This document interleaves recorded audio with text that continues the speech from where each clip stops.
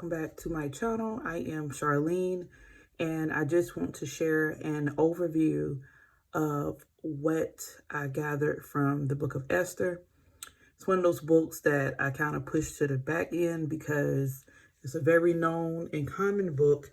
It's a short book, and a lot of women gravitate towards doing a Bible study video on the books of the Bible that involve women are named after women. And in this case, the two big dolls is Ruth and Esther. So I try not to be stereotypical, which come to find out it's not really my plan anyway. It's the Lord's plan, because in this season, I definitely needed to read this book at this particular time. Now, very quickly, I'm just going to show you guys a flip through, just, for my Bible journaling people. Notes were very, very simple and bland. It was definitely a lot of more reading and soaking things in than trying to pick up a highlighter or a pen. And it's only 10 chapters, with the last chapter being really, really tiny. But when I finished reading today, I sit to collect my thoughts after each book, and I say, okay, Lord, what am I supposed to gather from this? Or I just kind of start ciphering out my mind. And what stood out throughout the entire reading was a couple things. One was Esther's consistent faithfulness.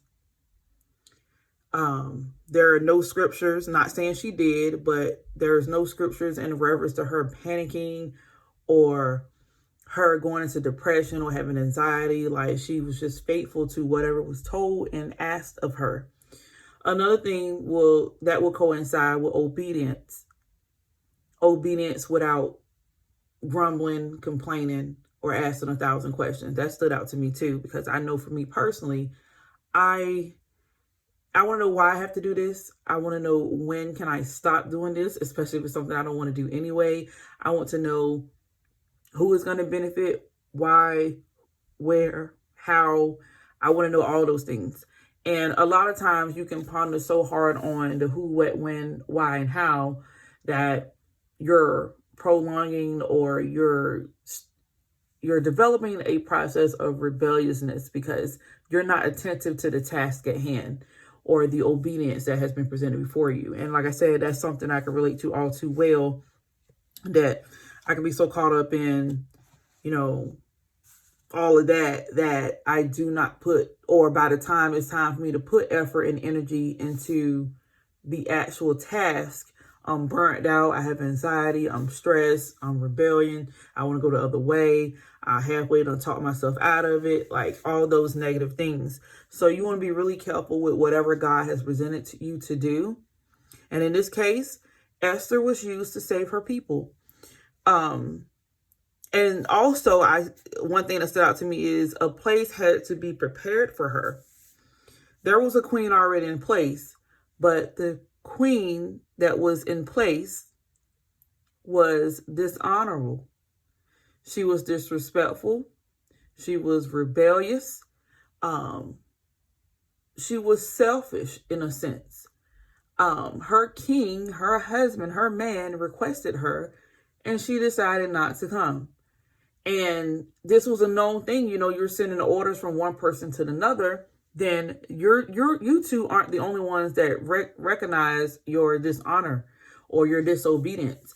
And the same could be said about people who have rebellious mentalities. Like, let's say that you're a Christian and it's known that you're a Christian, but you rebel against what God's word says, or you rebel against God's vessels, people that he has chosen to bring forth the truth. A lot of people get so irritated and so aggravated with the truth, and then in turn, they disrespect the vessel, or they even directly, indirectly disrespect God, because we know honoring and being faithful pleases him. You cannot please God without faith. So when you start diminishing those things or taking those things away from your life, your mentality, your walk, and your talk, you are making God out to be a mockery. And that is a sin. That is the ultimate sin. We are to be really, really careful, and myself included. But the beautiful thing about Esther is she was given the task. She did what she was supposed to do, and she listened, and she honored, and she obeyed without grumbling, complaining, questioning. And this is obviously a scary situation she was in. Like, she's the queen, which means she has a duty to honor her king, her man, her husband, and then there's her people. So it's like, okay, how do I go about doing this? Because I don't want to rough him up the wrong way, because we see what he can do when the queen does go against him or seems disrespectful and rude. We see what he can do. We see what he will actually result to in that case. So, wow, she's put in a situation where she could have lost her life. But she sacrificed and she obeyed whom she was supposed to obey. And God was with her for sure. And not only did she go about and be obedient with delivering the message, she spiritually equipped herself, prayer and fasting. I cannot stress it enough how important it is to do these things and how they strengthen you to either prevent the storm, go through the storm, give you the tools and teachings necessary to help someone else through or go through and to manage or whatever season that you're in. This is what this is for.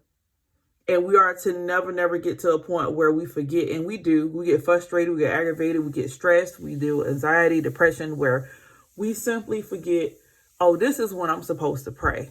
This is when I'm supposed to turn down my food, turn off the TV, turn off the radio.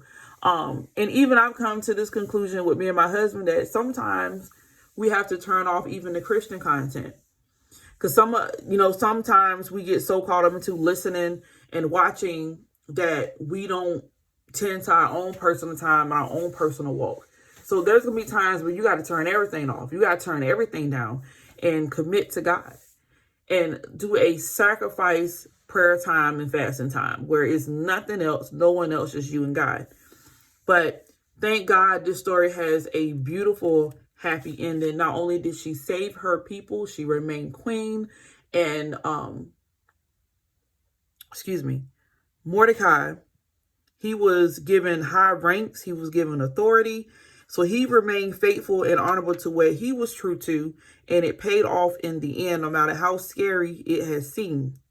And that's something that y'all know I've been dealing with recently. Like, this task is a big one and it's scary because you don't want to mess up. You don't want to shame anyone. You don't want to dishonor God. That's the big and most important thing. Like, you do not want to dishonor God.